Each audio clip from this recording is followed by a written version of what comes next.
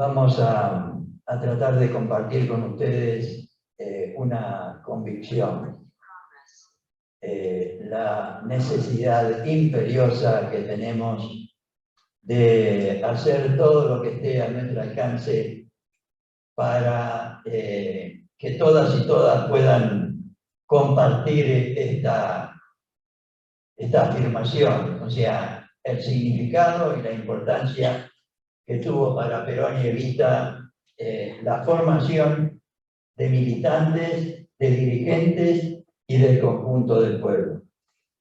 Los otros días tratamos de compartir con ustedes algunas ideas que el general nos dejaba sobre lo que deberíamos ser los peronistas. Y la idea fundamental que nos dejaba era que el peronista era aquel que no solo decía, sino que sentía y realizaba lo que es la finalidad suprema del peronismo, que es la felicidad, trabajar y trabajar por la felicidad de nuestro pueblo y la grandeza de la patria a través de la justicia social, la independencia económica y la soberanía política. Pero este movimiento nacional tiene un objetivo esencial, que es la atención del conjunto. Perón, no me voy a cansar de decir que Perón en el capítulo 2 de Construcción Política nos propone reemplazar a los caudillos, a los caciques, a los sectarios, a las opiniones personales o de grupo, por una doctrina, una causa, un ideal que exprese los anhelos, las necesidades del conjunto del pueblo. O sea, la diferencia que hay entre un movimiento nacional y un partido casualmente es esa. Perón siempre habló y trabajó para el conjunto del pueblo argentino y propuso todas sus ideas, toda su doctrina al conjunto del pueblo argentino. Y un partido son aquellos que trabajan para una parte de la comunidad, para un sector de la comunidad. Los peronistas siempre deberíamos trabajar para el conjunto de todos y todas los argentinos. Y puse estas dos frases porque creo que expresan con claridad este pensamiento de Perón. Nadie puede realizarse a sí mismo en una comunidad que no se realice también. Nadie puede realizarse a sí mismo en una comunidad que no se realice también. Y para triunfar individualmente es preciso hacer triunfar previamente a la comunidad. Él trabajó desde el 42 al 45 tratando de expresar a todas y todos los que se acercaban. Él decía, si venían 2 les hablaba, si venían 10 también. Después fui al hormiguero, decía él. O sea, si querés agarrar las hormigas, no las agarré de a uno, andá al hormiguero. Que entonces fue a los sindicatos directamente y hablaba con el conjunto de los trabajadores, o sea, con la mayor cantidad posible.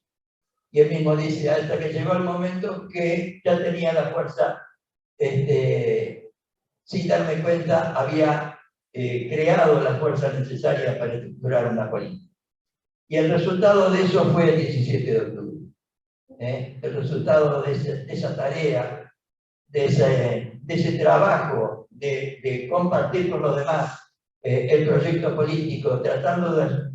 Él dice, tenemos que hacer el 50% de lo que nosotros queremos y el 50% de lo que quieren los otros. Pero con la salvedad, la habilidad nuestra debería ser que lo más importante, el 50% más importante, lo pongamos nosotros. Y decía que en aquella época muchos sindicalistas eran comunistas, desde ya. Y dice, yo les hablaba en comunismo y ellos se creían que yo expresaba sus ideas, pero después yo le daba compartía con ellos algunas ideas que ellos consideraban valiosas para ellos. Y yo después les decía las ideas que yo consideraba valiosas para mí. Ellos se quedaban con un 50, yo me quedaba con otros 50 y los dos salíamos ganando.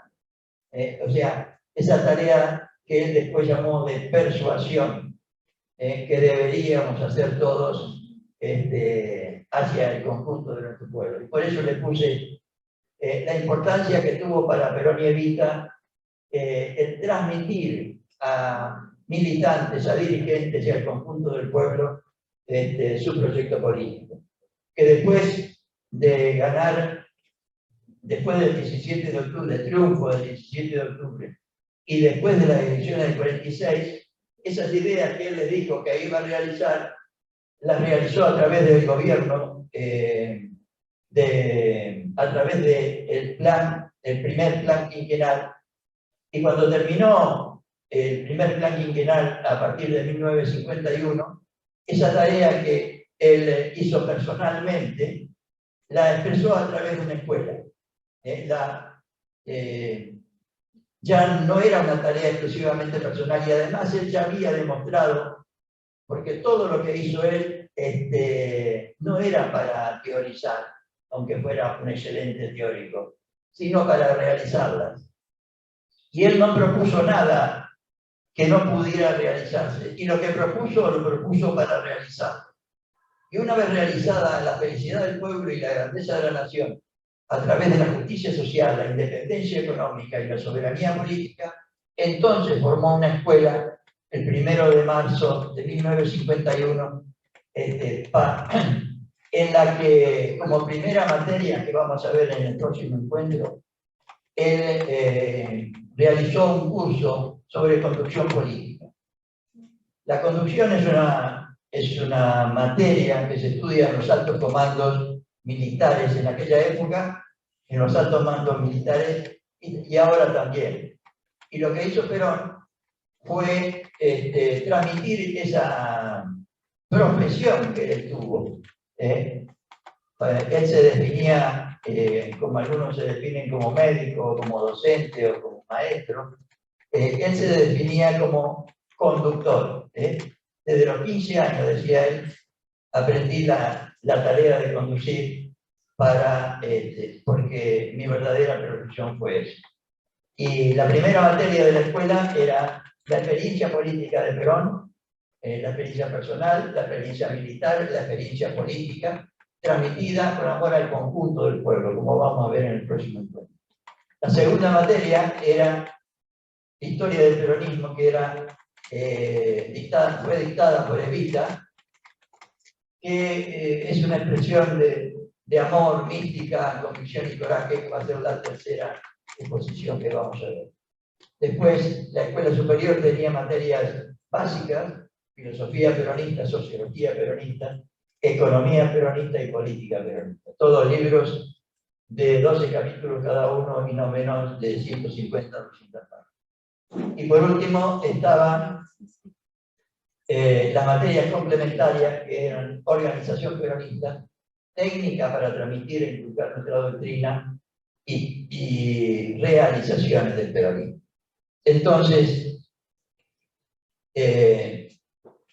yo dediqué muchos años de mi vida a la docencia y